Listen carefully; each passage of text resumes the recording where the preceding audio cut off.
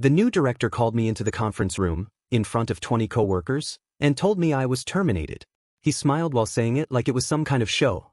But what he didn't know was that I had spent the last 3 months documenting every illegal thing he'd done.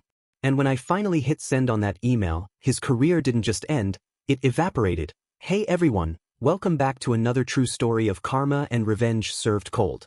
If you've ever had a boss who tried to destroy your career, this one's going to hit deep. So grab a coffee, hit that like button, and get ready, because this is the story of how one arrogant director ruined his own life trying to ruin mine. My name's Ryan. For over 7 years, I worked as a senior project analyst for a mid-sized tech consulting company in Austin, Texas.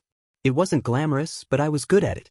I handled contracts, budgets, and managed vendor relationships, the kind of behind-the-scenes work that made everything run smoothly.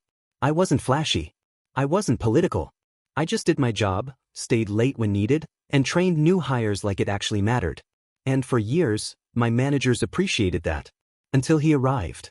Our company was merging with another firm, and they brought in a new operations director, a guy named Ethan Brooks.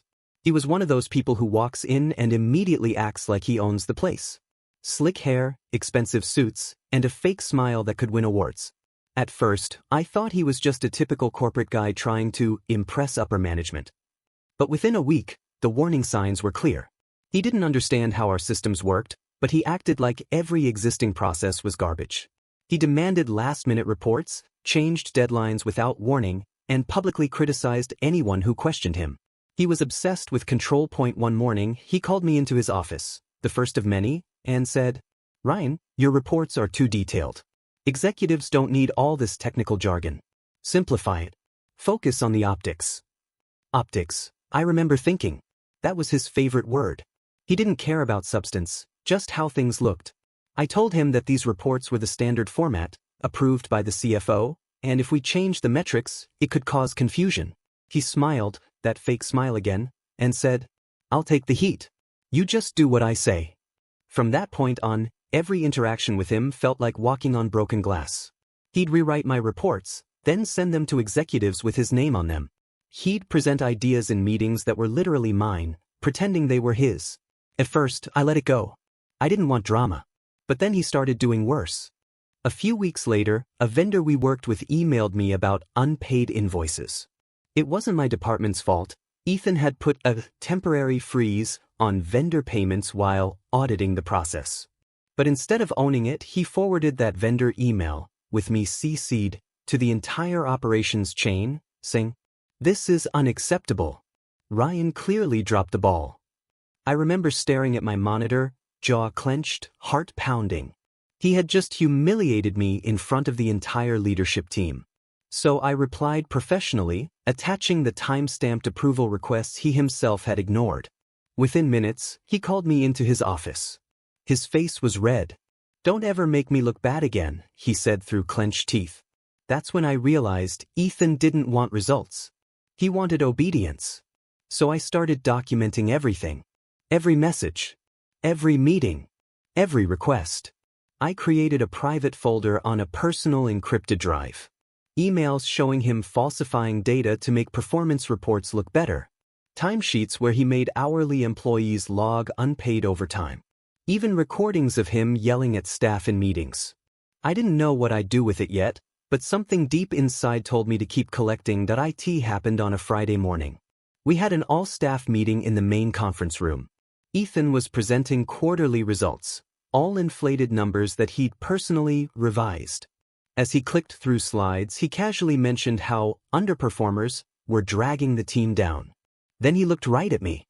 "Ryan, you've done some nice work in the past," he said, smiling at the crowd.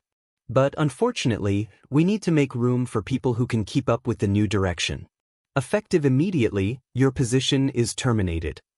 Gasps filled the room. My blood went cold. He had just fired me, in front of everyone. No HR. No warning. No severance explanation. Just a public execution. I stood there frozen.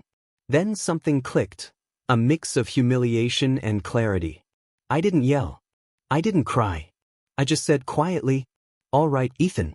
I'll clean out my desk." Over the weekend, I gathered every file I had. Over 200 documents, screenshots, and recordings.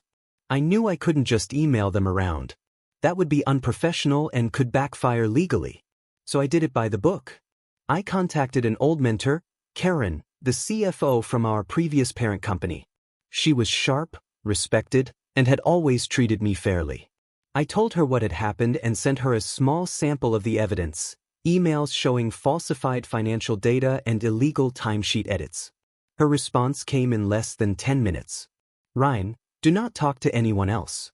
I'm calling the board. Within 24 hours, a quiet internal audit was launched, discreetly. They didn't tell Ethan. They just started pulling financial records, interviewing vendors, and checking metadata on his reports. And within a week, everything came crashing down. But in my head, I was already planning his downfall that I was sitting at home when I got the call. Karen said, Ryan, I thought you'd want to know, Ethan's been placed on administrative leave.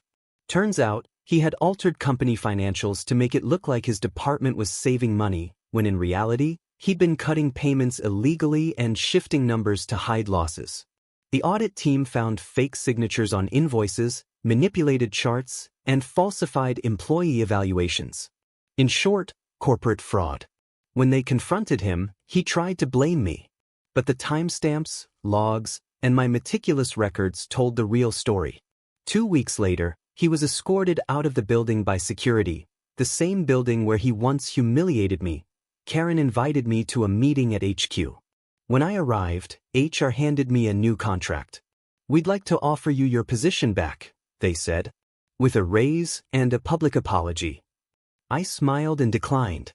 I didn't need their apology, I'd already won. Instead, I accepted an offer from another tech firm, one that valued integrity over ego. A month later, I heard Ethan had been blacklisted from every major firm in the region.